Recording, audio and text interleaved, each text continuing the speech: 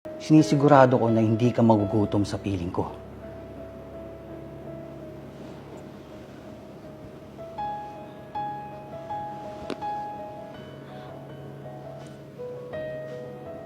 Huwag kang matakot. Hindi naman ako nangangagat eh. Didiretso na kita, ha? Hindi kita gusto para sa anak ko. Ano may papakain mo dyan? Itsura mo lang. Mukhang sa karindira ka lang makakabili ng pagkain eh. Nag-iipon po naman ako, tita. Tsaka, nagsisikap naman po ako kahit kuro lang po sa isang fast food chain po. Hanggang kailan maghihintay ang anak ko sa'yo sa pag-iipon? Crew? Ano yun? Magugutom ang anak ko sa'yo? Ma, may online job naman ako. Kaya kong pakainin sarili ko. Ma, please, mabait naman si Kate, ma. Mabait? Pakakainin ka ba ng mabait na yan, ha? Anak, gusto ko sa'yo, mayaman, may kotse, at may mga properties. Okay lang yun, Han. Naiintindihan ko naman si tita. Gusto niyo yung best para sa'yo. Buti naman alam mo.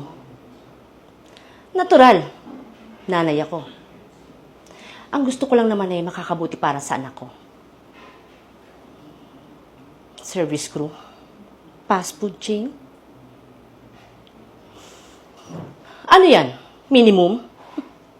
May maiipon ka ba dyan?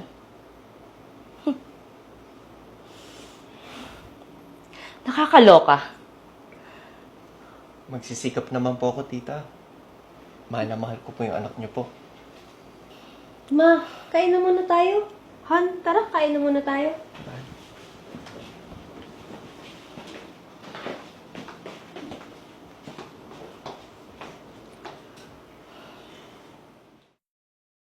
Hintayin lang natin bumaba saglit ang anak ko, ha?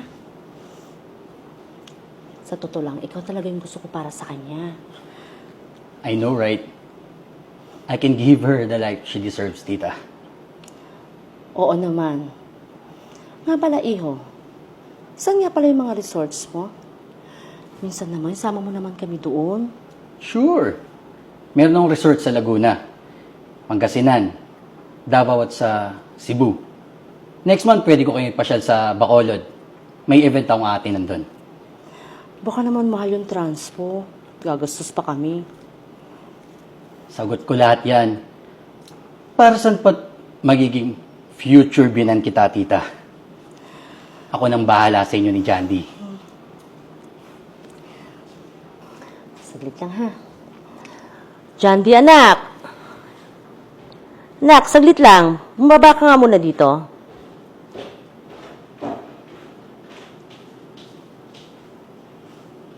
Ma, bakit po? Aalis po ba tayo? Wala naman, anak. May papakilala ko sa'yo, ha? Blaze, anak ko. Friend ko siya matagal na sa online. Bet ka niya, anak. Hi. I'm Blaze. Nakita kita sa mga post ni tita. And nagchat nga sa akin na dalawin daw kita para, mas makilala pa kita. Di ka kasi nagre-reply sa mga chats ko eh.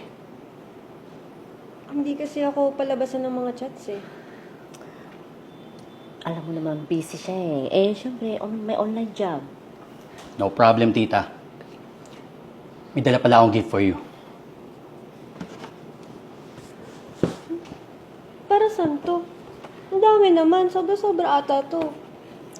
Okay lang yan. Deserve mo yan. Nakatanggap ng mga regalong ganyan, anak. Oh, siya. Ay, pupuntahan pala ako, ha? Aalis na muna ako. So, may iwan muna kayong dalawa dito, ha? Sige, Blaze, ka nang bahala sa anak ko, ha? O, anak, bye.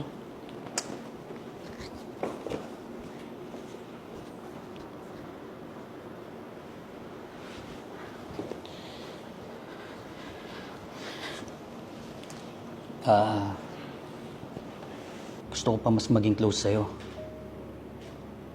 Ibibigay ko lahat. Matagal na kitang gusto eh. May boyfriend ako. Hindi ba sinabi sa'yo ni Mama? Okay lang naman. Di man ako siloso eh. Tsaka, pinangako kay tita na papakasalan kita. Ano? Pumayag si Mama? Oo. Sinisigurado ko na hindi ka magugutom sa piling ko.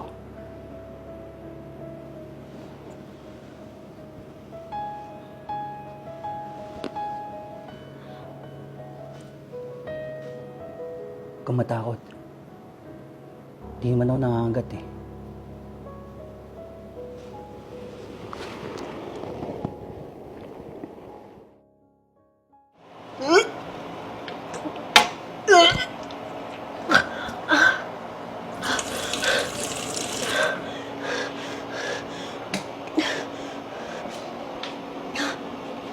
Umami ka nga sa akin. Buntis ako! Paano? Wala naman nangyayari sa atin, di ba? Busy ako sa trabaho. Niloloko mo ba ako? Bakit? Anong pagkukulang ko sa'yo? Sorry! Sorry, napilitan kasi ako dahil kay Mama. Sorry. Sobrang sakit. Hindi ko akalain magagawa mo to. Hindi ko na nga makontak yung ama nito eh. Hindi ko na alam paano hahabulin. Hindi na rin sumasagot kay Mama. Ano yan? Bakit? Nag-aaway kayo? Mabuti pa, maghiwalay na lang kayo. Ma! Buntis ako! Nabuntis ako ni Blaze nung iniwan mo kami dito. Ano? Teka! Buntis ka? Isang buwan ko na rin hindi siya matawagan eh. Oo, Ma. Pero mukhang nagtatago na si Blaze, Ma. Hindi ko alam paano gagawin dito sa baby ko, Ma. Sorry, anak. Sorry. Hindi ko alam na magtatago siya, anak. Sorry. Pananagot ako eh. Hindi kita iiwan. Kasi mahal na mahal kita. Sorry, iho. Hinusgahan kita agad. Napahamak pa tuloy ang anak ko nang dahil sa akin. Anak. Sorry. Sorry. Patawarin mo ako. Patawarin mo ako, anak. Patawarin niyo ako. Patawarin niyo ako, mga anak ko.